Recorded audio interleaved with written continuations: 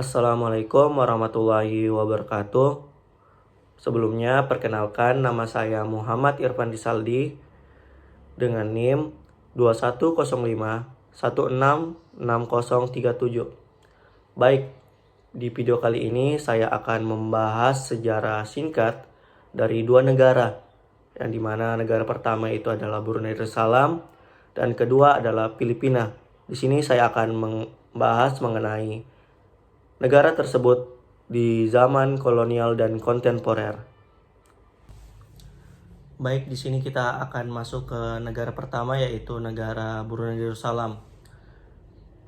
Adapun yang pembahasan yang di sini yang saya akan bahas, di sini ada 4 di negara Brunei Darussalam. Yang pertama itu sejarah kolonial dan kontemporer negara Brunei Darussalam. Yang kedua itu adalah sejarah perkembangan ekonomi Brunei Darussalam. Yang ketiga adalah sejarah politik Brunei Darussalam. Serta yang keempat ini adalah sejarah perkembangan dan kemajuan Islam di Brunei Darussalam. Di sini kita akan masuk sedikit ke pendahuluan, yaitu wilayah yang sekarang kita kenal sebagai Brunei Darussalam telah dihuni oleh suku-suku pribumi selama beribu tahun lamanya. Kesultanan Brunei ini sudah ada sejak abad ke-7 dan 8 Masehi. Kesultanan Brunei pada awalnya di bawah kepemimpinan Kerajaan Sriwijaya, namun berhasil memerdekakan diri setelah Sriwijaya dikalahkan oleh Kerajaan Majapahit. Di sini materi pertama yaitu sejarah kolonial dan kontemporer Brunei Darussalam. Prakolonial. Brunei adalah wilayah kerajaan dan kesultanan makmur yang diperintah oleh penguasa lokal. Kesultanan Brunei mendominasi rute perdagangan di wilayah Kepulauan Melayu. Selama periode ini, Brunei adalah pusat pembelanjaan dan budaya Islam yang sangat menarik para sarjana dan seluruh wilayah. Islam masuk ke Brunei pada abad ke-14 dan dengan cepat menjadi agama yang dominan. Di sini kedatangan bangsa Eropa. Bangsa Eropa yang pertama kali datang ke Brunei Darussalam adalah Portugis, yang tiba pertama kali pada tahun di situ 1511. Hubungan Brunei dengan Portugis ini cenderung hangat dan tidak terlalu banyak masalah. Keduanya malah fokus kepada masalah perdagangan dan ekonomi. Portugis ini tidak terlalu banyak mencampur urusan ke dalam negara Brunei ini dan cenderung bersahabat dengan Kesultanan Brunei. Serta di sini saya akan membahas sedikit proses kemerdekaan Brunei. Brunei ini merdeka pada tahun 1959, mengumumkan situasi baru yang membentuk pemerintahan sendiri. Sementara urusan luar negeri, pertahanan keamanan tetap menjadi milik negara Inggris yang diwakili oleh Komisari Tinggi. Brunei berusaha menggunakan sistem legislatif terpilih yang diwakili oleh partai politik. Namun upaya itu gagal akibat pemberontakan yang sering dialami yang dipimpin oleh pemimpinan oposisi Partai Rakyat Brunei yang pada saat itu pada tahun 1962. Di sini kita beralih ke sejarah perkembangan perekonomian Brunei Darussalam.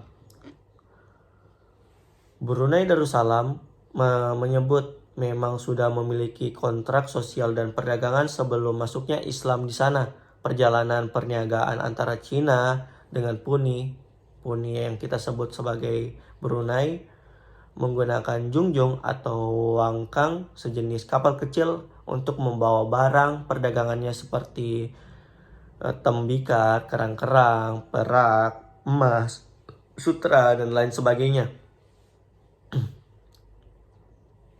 Serta di sini akan saya bahas mengenai sejarah perkembangan perekonomian di Brunei Darussalam. Apa aja sih pada saat itu perkembangan perekonomian di Brunei Darussalam? Di sini ada 4, kawan-kawan. Yang pertama itu ada pertanian, kedua ada perikanan, ketiga adalah kerajinan tangan, dan keempat adalah perdagangan. Itu adalah 4 perekonomian yang berkembang pada saat itu di negara Brunei Darussalam. Kita next lagi ya ke pembahasan yang ketiga, yaitu sejarah politik negara Brunei Darussalam.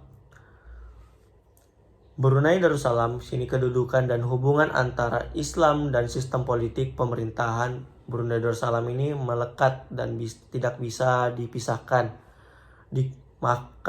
Dikelompokkan dalam beberapa aliran. Perundangan-undangan Islam yang mengatur sendiri kehidupan negara yang dikendalikan oleh Sultan, namun dalam praktiknya undang-undang tersebut masih terbatas dan belum menggambarkan kewenangan negara terhadap Islam. Namun begitu, kedudukan Islam sebagai pemimpin agama amatlah kuat, yang pada saat itu sampai hingga saat ini dibantu oleh Perdana Menteri, menteri-menteri, jabatan strategis lainnya. Baik, kita masuk ke materi keempat, yaitu sejarah perkembangan dan kemajuan Islam di Brunei Darussalam.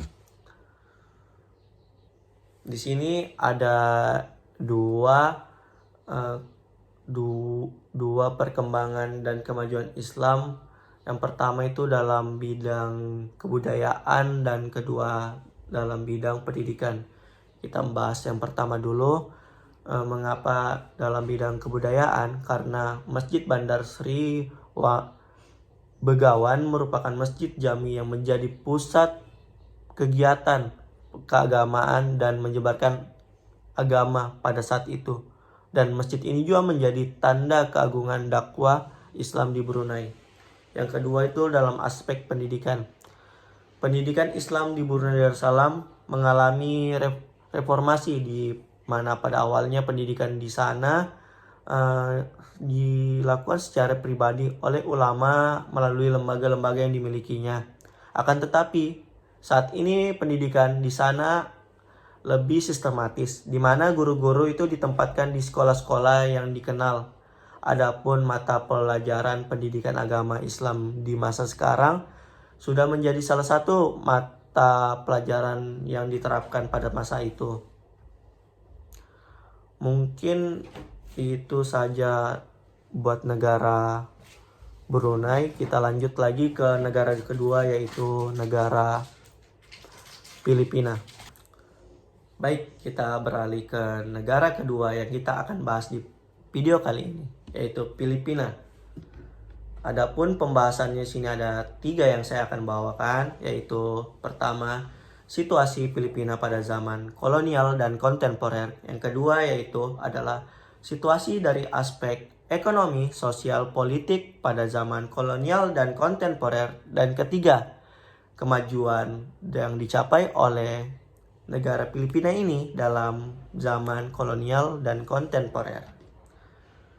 Baik, yang pertama kita akan bahas situasi Filipina pada zaman kolonial dan kontemporer. Pada zaman kolonial, Filipina dikuasai oleh Spanyol selama lebih dari 3 abad lamanya. Pada periode ini, orang Spanyol memperkenalkan budaya, bahasa, agama mereka di Filipina. Meskipun Filipina mengalami banyak pemberontakan serta mengalami perlawanan terhadap pemerintahan Spanyol pada saat itu, pengaruh budaya Spanyol terus mempengaruhi masyarakatnya setelah mereka meninggalkan negara tersebut. Contoh pengaruh dari Spanyol adalah bahasa yang dipakai saat ini di Filipina. Beberapa di antaranya berasal dari bahasa Spanyol, serta agama politik yang masih menjadi mayoritas di Filipina hingga saat ini. Kita beralih ke Pembahasan kedua yaitu dari situasi aspek ekonomi, sosial, politik Filipina pada zaman kolonial dan kontemporer. Kita masuk ke pembahasan pertama. Filipina dari aspek ekonomi pada zaman kolonial. Filipina pada saat itu bisa dibilang sangat sengsara. Kenapa sengsara? Dikarenakan rakyatnya yang masih banyak jatuh ke dalam kemiskinan. Hal ini diakibatkan banyaknya penderita-penderita banyaknya penderita-penderita bersama pemerintah Spanyol. Rakyat secara ekonomi dengan mengambil banyak tanah yang meminta pajak besar-besaran terhadap masyarakat Spanyol. Tadi kita membahas ekonomi dari aspek kolonial. Kita masuk ke zaman kontemporer.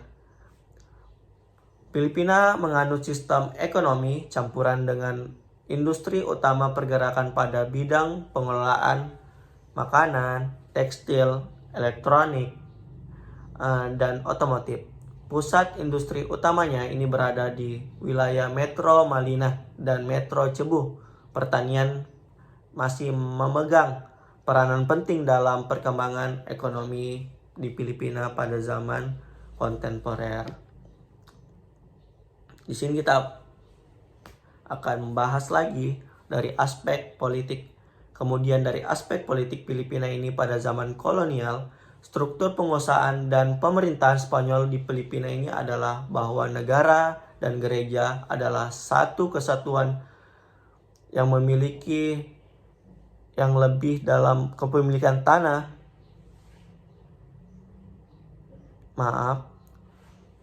Selain itu, dalam masyarakat Filipina terdapat tingkat golongan menurut penguasa, sehingga Jose Rizal berjuang. Rakyat Filipina pada zaman itu membentuk Liga Filipina, ingin menuntut bahwa reformasi untuk orang-orang Filipina. Reformasi tersebut salah satunya wakil parlemen Spanyol yang disebut Cortes. Kita masuk ke aspek sosial. Pada aspek sosial pada zaman kontemporer ini, keberadaan sosial kependudukan Filipina adalah mayoritas masyarakat Filipina merupakan orang Tagalog dan Tebona. Selebihnya itu adalah keturunan dari Tionghoa yang berasal dari negara Spanyol. Agama yang dianut sebagian besar penduduk Filipina adalah agama Katolik.